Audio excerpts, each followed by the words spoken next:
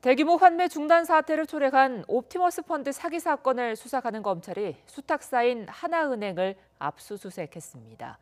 앞서 기소된 주범들은 이미 재판이 진행 중인 가운데 검찰이 이번 압수수색을 신호탄으로 정관계 로비 의혹 등 후속 수사에 다시 시동을 건 것으로 풀이됩니다.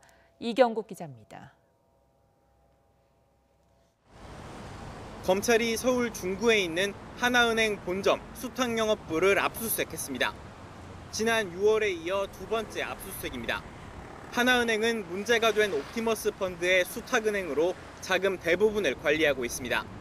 검찰은 신탁계약서에 투자 대상이 공공기관 매출채권으로 돼 있는데도 하나은행이 옵티머스 측 지시에 따라 부실채권에 투자한 건 아닌지 확인하기 위해 관련 자료를 압수한 것으로 전해졌습니다. 진행하고는 있는데요. 다른 이야기는 제가 드릴 수가 없을 것 같네요. 앞서 김재현 대표 등 주범 5명을 잇따라 재판에 넘긴 뒤 한동안 숨고르기에 들어갔던 검찰은 최근 예특수부였던 경제범죄 형사부에 사건을 재배당하며 본격적인 2라운드 수사에 착수했습니다.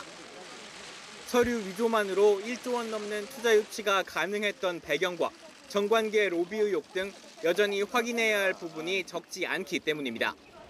검찰은 범행의 시작점인 한국방송통신전파진흥원의 투자와 관련해 유의미한 진술도 확보한 것으로 전해졌습니다. 정영재 전 옵티머스 대체투자 대표가 투자를 끌어올려 전파진흥원 고위층과 유착한 정황을 포착한 것으로 알려졌습니다. 검찰은 전파진흥원에서 관련 자료를 확보하고 잠적 상태인 정 전 대표의 출국을 금지한 뒤 소재를 파악하고 있습니다. 이런 가운데 앞서 기소된 주범 김재현 대표 측은 재판에서 초창기 범행에 대한 책임을 회피하며 펀드 돌려막기가 불가피했다고 주장했습니다. 다만 일부 범행은 인정하며 자신의 잘못을 반성한다고 덧붙였습니다. 피해자만 3,300명에 피해액은 무려 1조 원이 넘는 옵티머스 사태. 검찰의 2라운드 수사를 통해 장기간 범행을 가능케 했던 배경과 여전히 묘연한 범죄 수익의 행방 등이 낱낱이 드러날지 주목됩니다. YTN 이경국입니다.